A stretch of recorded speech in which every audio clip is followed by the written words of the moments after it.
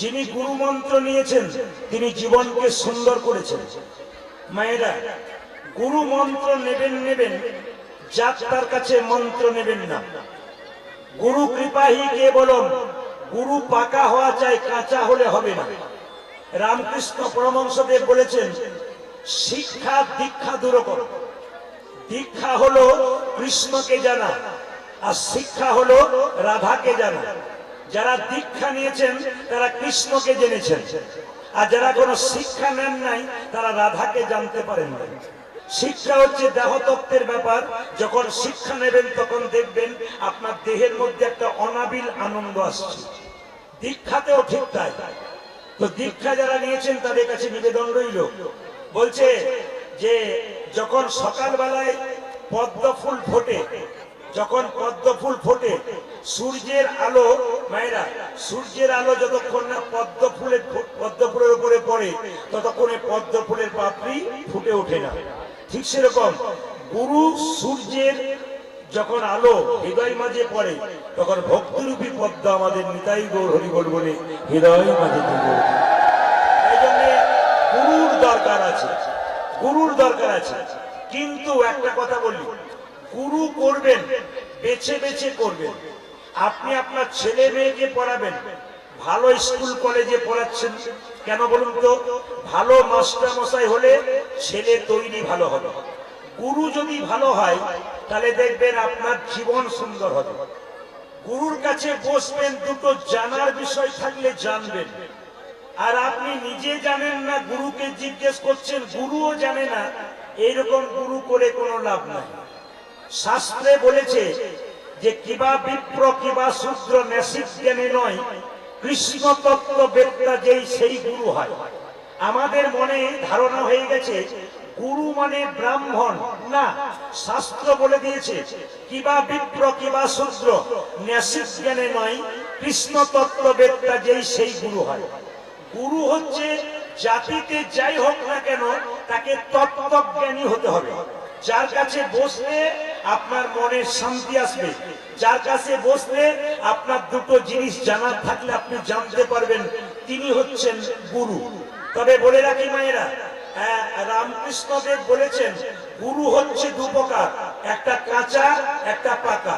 কাঁচা গুরুকে মন্ত্র দেবার আগে চুক্তি করে যে, এই আমার কাছে মন্ত্র নিবি, 1000 টাকা, দুটো সোনার জিনিস, একটা থালা গ্লাস বাটি, একটা ধুতি শাড়ি লাগবে তবে দিব, নইলে দেবো না। এরকম চুক্তি করে যিনি গুরু মন্ত্র দেন, ইনার কাছে গুরু মন্ত্র নিলে নিতাই গৌর হরিবল। এরা হলো কাঁচা গুরু। পাকা গুরুকে মন্ত্র দেবার আগে চুক্তি করে না যে ঠাকুর আমি মন্ত্র নেব, নে। আচ্ছা, মন্ত্র নিতে গেলে টাকা দিতে হবে তো? বলে না, কিচ্ছু দিতে হবে না। তবে কি দিব? বলছে তোর ভক্তিটুকু আমার চরণ তলে দে। যিনি প্রতি বছর আপনার বাড়িতে এসে আপনাকে পরীক্ষা করে দেখবে আমি যে মন্ত্রটা দিয়েছি ঠিক ঠিক ভজন করছে কিনা, এরাই হচ্ছে পাকা গুরু। জীবনে গুরু পাকা করবেন।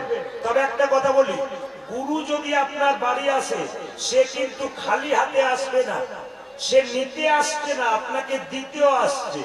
তাহলে গুরু এলো মানে কি? প্রায় গুরু আসেন দেখবেন এসে কি বলে, তোর গুরু মায়ের কোমরে ব্যথা, আমার হাঁটু ব্যথা, পয়সা নাই, ব্যবস্থা করে দে। না না, আপনি তো ছেলে, উনি তো বাবা, সবকিছু করবেন, ওটা ঠিক কথা। কিন্তু উনি দুঃখের কথা বলবেন না, উনি কৃষ্ণ কথা বলবেন। কৃষ্ণ কথার ফাঁকে আপনি বুঝবেন ওনাকে কি দেওয়া দরকার, কি দেওয়া নয়। এই দিকে তাকাবেন। একটা গুরুদেব একটা মেয়ের কাছে এসেছে, মেয়েটি বলছে বাবা এলেন, আপনাকে প্রণাম করি। বলে হ্যাঁ কর। এবার জল পান করুন, জল এনে দিই চাপা কল থেকে। গুরু বলছে না, তোর হাতে জল খাবো না। যখনই আপনি মন্ত্র নিলেন তখন দেহ শুদ্ধ হয়ে গেল, আপনার হাতে সবাই জল খেতে পারে। যেহেতু আপনি ভগবানের নাম উচ্চারণ করেন, দেহ মন শুদ্ধ করেছেন, আপনার হাতে সবাই জল খেতে পারে। কিন্তু যারা কাঁচা গুরু তারা কি বলে, এই তোর হাতে জল খাবো না। এখন তো সেরকম হয় নাই, গুরু মন্ত্র পাকাপাকি ভজন কর তারপর খাবো। এদের কাছে মন্ত্র নেবেন না। একটা মেয়ের কাছে এসেছে, বলছে, মেয়েটা বলছে বাবা তাহলে জল দি। বলছে জল তো দিবি কিন্তু তোর হাতে খাবো না। তখন মেয়েটি বলছে তাহলে এক কাজ করি, 1 বোতল মিনারেলস ওয়াটার এনে দিই, ওটা খান। বলছে কোনো অসুবিধা নাই। মেয়েটি জিজ্ঞেস করছে আমার হাতে জল খেলেন না, আর মিনারেলস ওয়াটারের বোতলে যে জলটা ভরেছে ও কোন জাতের লোক আপনি কি করে বুঝলেন? না কি বলছেন? ও কোন জাতের লোক আপনি কি করে বুঝলেন? ও যে নোংরা হাতে ভরে নাই কি করে বুঝলেন? ও কোন অবস্থায় ছিল কি করে বুঝলেন? গুরু তখন খুব বোকা। বলে তাহলে এক কাজ কর, আমাকে গ্যাস সিলিন্ডার এনে দে, আমি নিজে রান্না করে খাবো। তখন মেয়েটি বলছে ও তো বিপদ আছে। বলে কেন?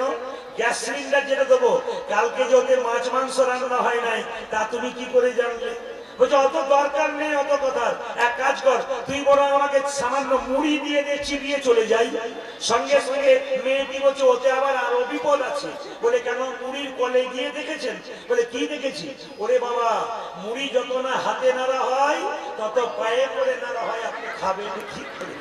এই জন্য সবাই লক্ষ্য করুন, গুরু কিন্তু এরকম হবে না, গুরু কিন্তু পাকা গুরু হবে, কাঁচা গুরু হবে। এই জন্য আপনাদের বলে রাখি, যারা গুরু মন্ত্র নিয়েছেন, যারা নেবেন তারা পাকা গুরু নেবেন, যার কাছে মন্ত্র নিলে আপনার জীবন সুন্দর হবে, জীবনের পথ ভালো হবে।